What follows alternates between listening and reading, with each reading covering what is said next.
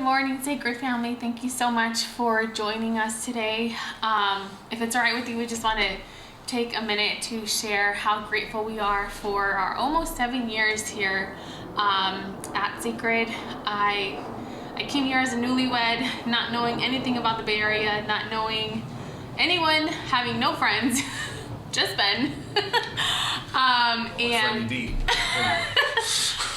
And people who were here embraced us, loved on us from the beginning, and honestly, I have never felt anything less than family. Everything from prayers, encouragement, home cooked meals that we've gotten from many of you, prayers, gifts of love, words of encouragement. I can go on and on, but I just want to say that I'm so very grateful for each and every one of you, whether it be, talking through Instagram or talking in person or praying for you, praying with you, you praying for me, encouraging us along our way here. Definitely not a goodbye, but we just want to say how very grateful we are for our time here. I'm not going to talk a lot about the Cannon family because then I definitely will cry, but just very thankful for the Cannons and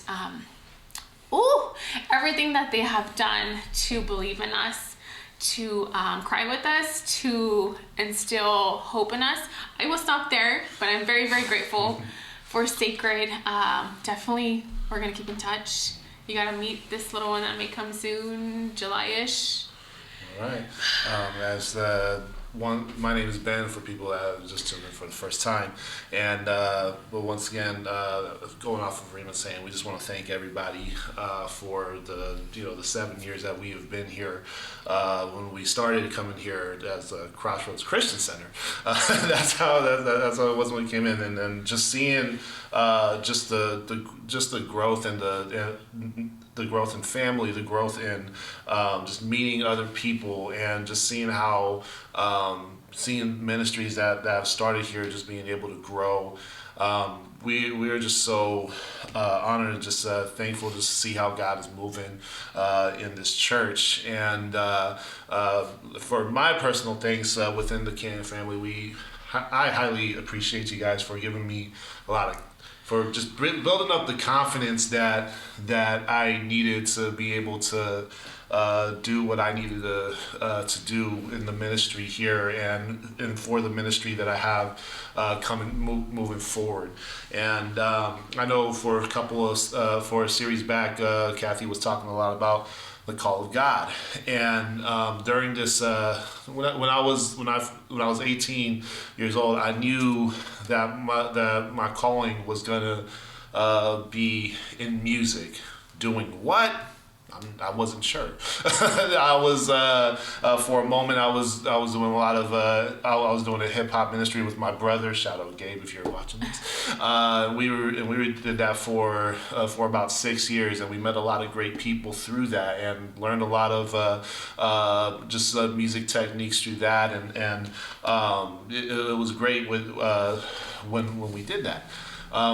When I was going to school, I wasn't trying to be anything as far as music wise is concerned, but I took a class, I fell in love with it, and decided to move forward. And I was like, okay, I feel like I know this is where God's leading me.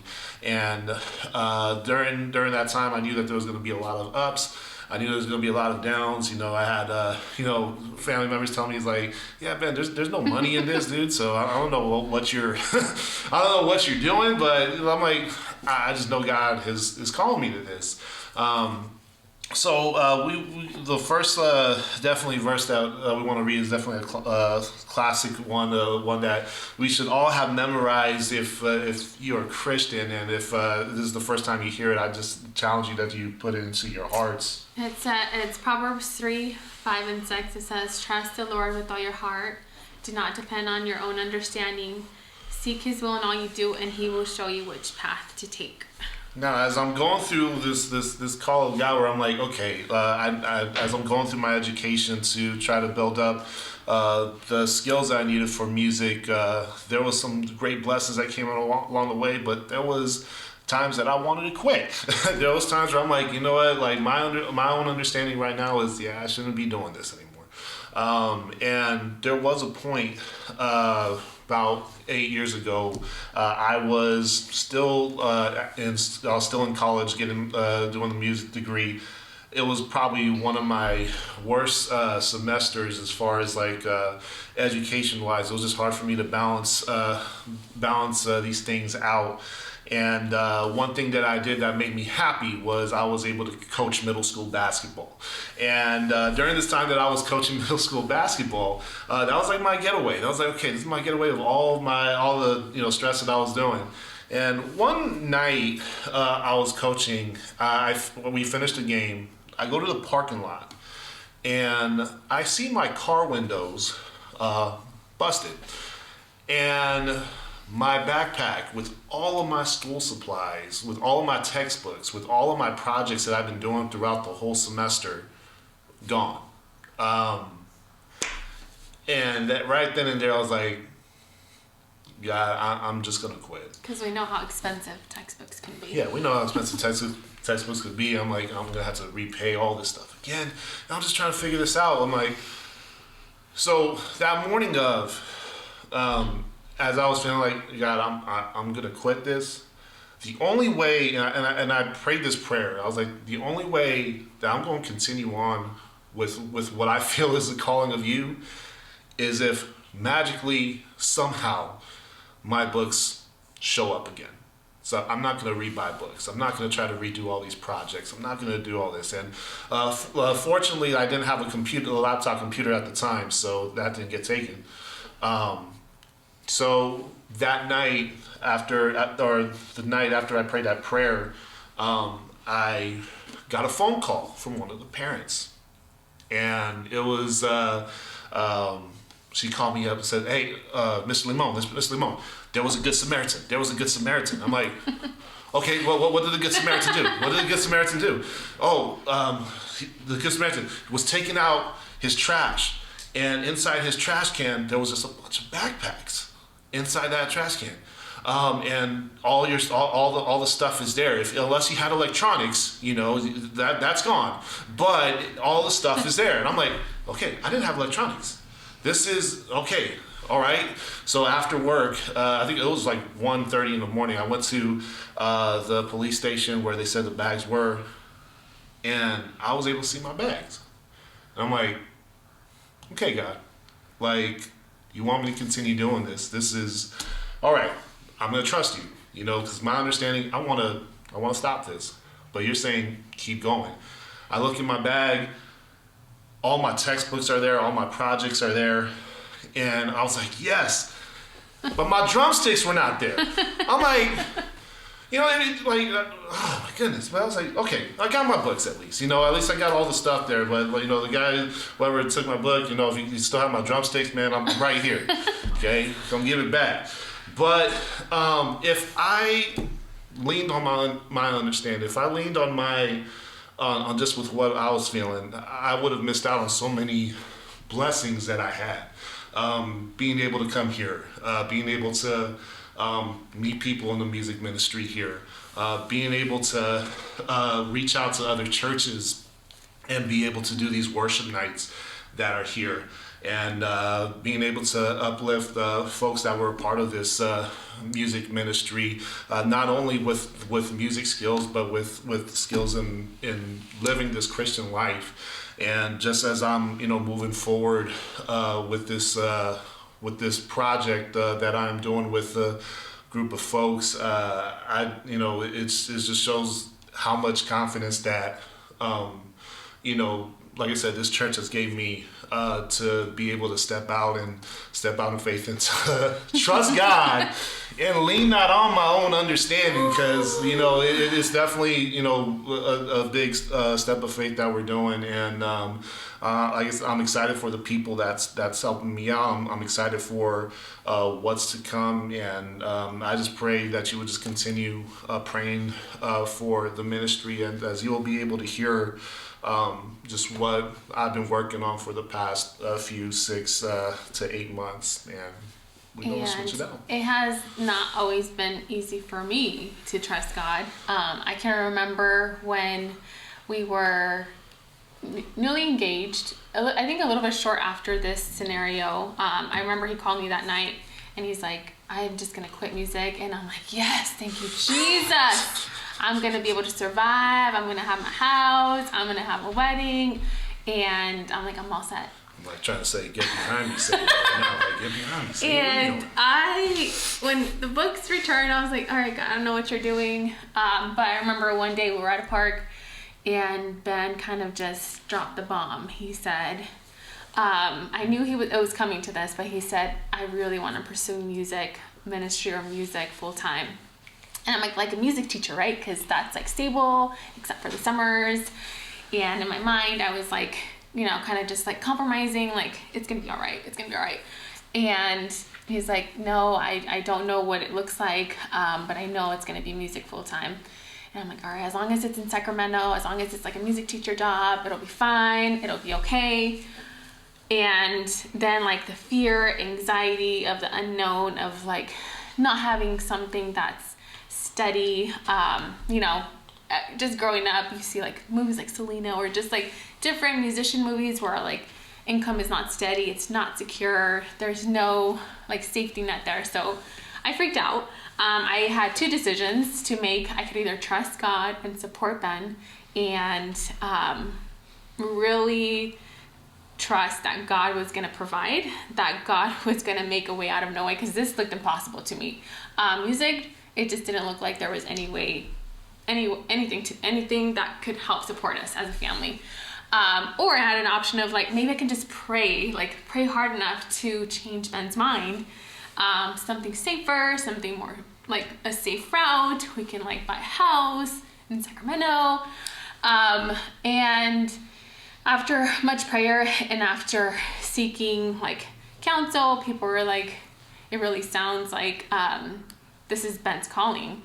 And I'm like, all right, God, this looks impossible. And can you, oh, sorry. So what I told God, or someone told me, they're like, it's all right if your dreams seem impossible. It's all right if it seems unreachable. And it just made me mad, but then I'm like, all right, I'm gonna trust you. I'm gonna believe God. I'm going to be supportive. I didn't go into it like, just like, all right, I'm in love, let's do this. She did. It took a lot of trusting. It took a lot of prayer. But definitely a quote or like something that a lot of my mentors told me are like, if your dreams seem unreachable, that's okay, and that's really good, because in the end it gives God more room to show his miracles, to show his provision, to show his glory, to show the way he can make a way. If our dreams or his calling or my calling are calling together, if they're attainable, then that means we don't have room for God. We don't need room like for him to help us. So if what we wanted to do together as a couple or him as his calling, and we can do it on our own, then we would not need God. So I took God at his word and I said, all right, God, if you can do this, then I will be supportive and I will be trusting. And if I do this, then you're going to give me my dreams of my family. I'm going to have my kids. And if you guys know a little bit of our story, the reason why we're sharing it is because we want just to show you, or just to kind of share with you how we trusted God and how things were definitely not easy. And I prayed this prayer. I said, God, I'm going to trust you. I'm going to let you have your way. And lo and behold, we came over here. I will tell you the story later offline if you would like to know, but long story short, Kathy's vision for the area kind of very much mirrored what Ben was praying about. So we knew that this was the place for us. And I said, all right, God, so if I move here, I'm going to get my kids. I made a list of things that I wanted. And I say like a year or not even a couple months into being married, I started having a lot of health issues. And we were going to give stuff like a year or two before we started growing our family, before we started trying. And it just became really hard during those first 2-3 years, health-wise for me. And doctor said I had cysts, and then we had surgeries. And during that initial surgery, is when, after that initial surgery, I didn't know what had happened. And that is when Ben had to tell me I potentially had ovarian cancer. And it was one of those moments where I'm like, God, I trusted you. I followed you. I allowed you to lead our family. And this is where we're at. I want to say it is definitely one of the darkest moments of our lives. I never wish that on anyone. And we may never know why we actually had to go through that or why God allowed it, but we definitely have grown so much from it. And do you want to read? Yeah, and just kind of one of the verses that help us got through it. James chapter 1 verses 2 through 4 says, "Consider it pure joy, my brothers and sisters, whenever you face trials of many kinds, because you know that the testing of your faith produces perseverance. Let perseverance finish its work, so that you may be mature and complete, not lacking anything." So time after time during this, there was like 2 months between figuring out if it was like full-blown ovarian cancer or not. Or even time after that, people kept on trying to be nice and say, it's going to be okay. You're going to learn from it. Everything happens for a reason. Reading this verse to me, consider it joy that you're being tested, that you're growing. And I'm like, you're tripping. This hurts. And I clearly remember there was a moment in our living room. We were on our knees. I think it was like a day before we were going to get blood results. And I said, all right, God, if we're going to go through this, that we're going to make a list of people that when they see either the miracle of me not having cancer or the miracle of our baby, because we don't know how that's going to come, we're making a list of people we want to see either like believe in you or come to God. So we started naming people, friends, family. Some people have started questioning God, which is amazing. But we made this list, and we still have the list and we still pray for it. But it was just a moment of where like, all right, God, if you're going to allow us to go through this, then there has to be like a reason behind it. And then Ben also made his own list. Yeah, I had a lot of lists. Like during that time, I was like, all right, what's just going to be happening at this time? But the main list I was thinking of, though, I had best and worst case scenarios. Like best case scenario, out of all this, God does the ultimate miracle. We don't have to do any surgeries, and God gets His glory. Worst case scenario, just like Rima dies on the table, like in surgery. That was my worst case. But during when all things said and done, after Rima's surgery to remove the cancer, God met me right in the middle. And why did that song just came in my mind? Why don't you tell me in the middle? I don't know why that just every time I said, yeah, anyway. But he met me right in the middle. And where I'm very thankful for the lower half of the list not happening.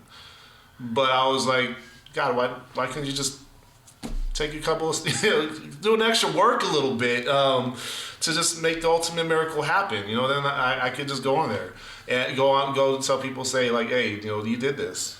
But I believe that, there was some faith in me to kind of grow a little bit. There was some faith in Rima that needed to grow a little bit during this time. And we were just like, okay, she has no cancer, ovaries are gone. If anything, as far as when it came to the growing family, you had to go through IVF through a donor egg, which costs a lot more than just a regular. And then you're going through the route of adoption as we were praying for like what we wanted to do and what God, or just seeking God, because we just had to take that year of just grieving. We had to take that year of just saying, okay, this is where we're at. We just almost like, I want to say like accepting it. We were still praying for like just miracle, like, hey, if the miraculous things could happen, if it's your will, God, it's your will. But, we had to grieve the whole process. and even talk to counselors about it, and therapists, just to be able to go through it, and like whatever. And I'm thankful for those sessions, because they just almost confirmed that we were taking the right steps, that we were doing the right things going through it. So it's like, don't be afraid of don't be afraid of therapists when you're going through some things. But as we're moving forward, that's real quick, I want to share something. I think during that time we also learned, which I would love, for you guys to learn either in your own life, or if you've already known this, it's all right to question God. It's all right to take your hurts to Him. I think because we see God sometimes, or when we grow up in church, we see God as this being, like, don't question Him, just, pray to Him, give Him your worries. But during that time, we both learned that it's all right to question God. Like, why did you do this? It's all right to be mad at Him. It's all right to, basically question why did this happen? We may never know. We live in a broken world. God did not cause cancer to come into my body, but we will never know. So it's all right to question God. Just had to throw that in there because that was a lesson that was really hard for us. There was definitely some emotions and some choice words I had for the Lord during those times, but as we began to trust, just focusing on just like Him guiding the way, just doors began to open with certain things throughout 2018, as we were figuring out how we were going to do this. We were able to meet our egg donor during that time, and she was able to open that door to be able to help us out in the journey, and just that within itself saved at least like 10 G's in finding someone else. And then when that whole process started beginning of just transferring eggs, and we were able to get 5 embryos out of that, and which was like, okay, there's some light at the end of the tunnel. There's something there, but we just don't know. And we're just like, okay, we gotta get some money through, and March 2020, that's going to be our go time. Yeah. Let's get pregnant. And basically that's when everything started shutting down. I would think the week before I was going to make the call, be like, okay, I think we're ready to do this. But they shut down the week after, and they considered IVF clinics not essential. So we had to wait. And we're like, okay. So we have a pandemic involved, with this. Okay, how's this gonna work out throughout? But for the long time that we did it, we waited. I just felt, God is funny. Oh man. Do you want me to intro it? I'm good.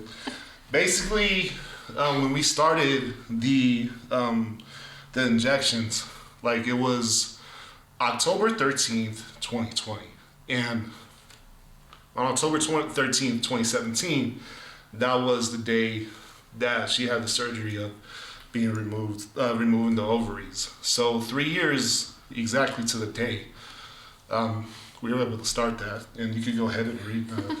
I know I'm crying. You're probably crying already too, but a verse that speaks to us during this time, or during October of 2020. Romans 8:28 says, "And we know that God causes everything to work together for the good of those who love God and are called according to His purpose." And He just replaced one of like the worst days of our lives to being a day of like promise and hope, and like it's just, my timing is not the best timing, but God's timing is the best timing. And being able to trust in God, with like I said, we start with the first, lean not on our understanding, because we don't like, I want to say that I know what I'm doing, but I don't really know. And we trust God. And after that, we reading all the stuff like, oh, the transfers don't happen the first time, God. You just read all the bad outcomes of like, first time, usually doesn't work. So we went in we went in trusting God, but also kind of like, ooh, don't get your hopes up. Yeah. And then, 9 days, later after, the transfer happened, we get the call, or she gets the call, saying that it worked, and, we're all, we're excited, we're praying through it, and we're rejoicing. And then even then, I'm like, God, let's throw in a little twist even more, let's see how this is. Rima ends up getting COVID-19 with while being pregnant, and it's just like, okay, God, like, what else do you want to? I'm like, I'm not trying to be like, God, hey, what else you want to throw at me? I'm like, no, like just leave it. But I think just this whole thing of just being able to, we're still in this, we're still. Praying through, and I'm the type of person who's like, for me to have this full miracle, like I want to hold it in my hand. So like, I'm praying every day for that to happen. But just to see how God has been blessing us throughout this journey, and how other people that we've known that have just kind of looked up to our example. I'm like, I'm nobody. Rima's somebody. She's my wife, of course. I feel like, I'm nobody to look up to, but, I'm just so grateful that when people constantly saying, like, I'm just inspired by, with what you guys are going through, and to keep going, and like to, thank you, and just keep sharing, because, you're blessing us, and you're encouraging us.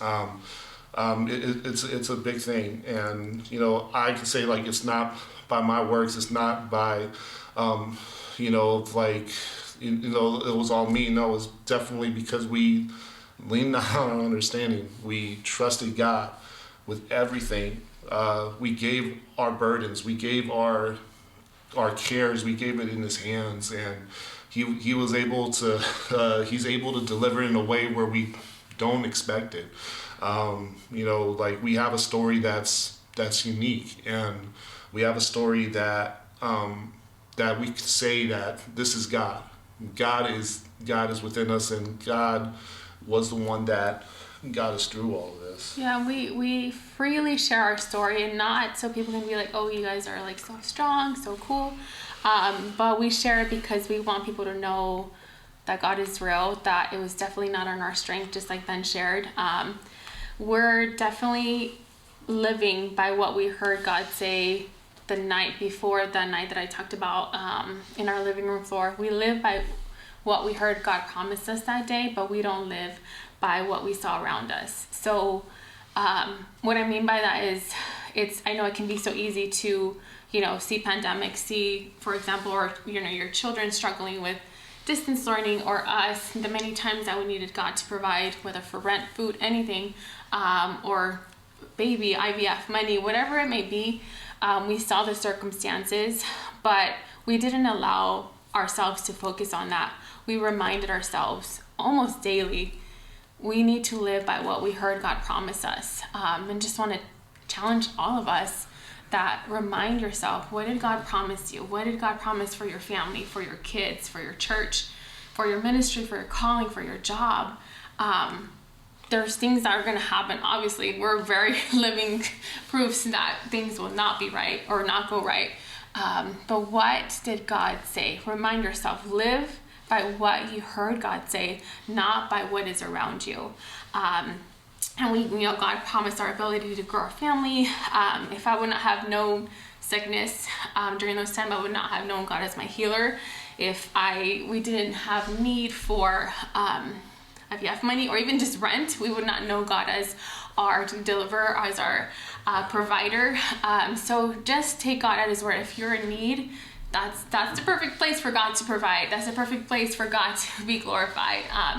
Just as we wrap up, we just want to encourage you, not just with our story, but just by the way we can take God at His word, the way we can trust God at His promises in His word. The few verses that we shared with you guys, that God works everything good together for those who love Him according to His purpose. If we trust that, the word says it's true, and that God does not lie. So I believe, like, God, you said that you're going to work it out. So I'm going to trust you, and I'm taking you at your word. So you guys can do that too. Tell him, listen, this is what you said to me for my family, my church, and my job, and my kids. So you're gonna do it. Show me. So that's just. Y'all just got a glimpse of like when my order is wrong on the food table and like the way she talks to the waiter. Y'all just got a glimpse. I talk to God like that too. But as we just all right. As we wrap up, we just want to encourage you by what God has done for us, and we know that there's many miracles living inside of Sacred Family. There's miracles that have happened within many of our church family members and miracles to come. I'm excited for what Sacred is going to see the miracles come to pass. We're excited to hear about victories, and I think Ben's going to wrap up and pray for all of us. Yeah. And if you're a person that that's joining Sacred Church for the first time, and you're feeling something in your heart, that's Jesus just tugging at you, man, and that's Jesus tugging at your heart. And I just invite you, if you've never had tried Jesus, if you've never experienced a love that's unconditional, if you've never experienced a love that would die for everything that you've done, no matter how bad it is, Jesus loves you.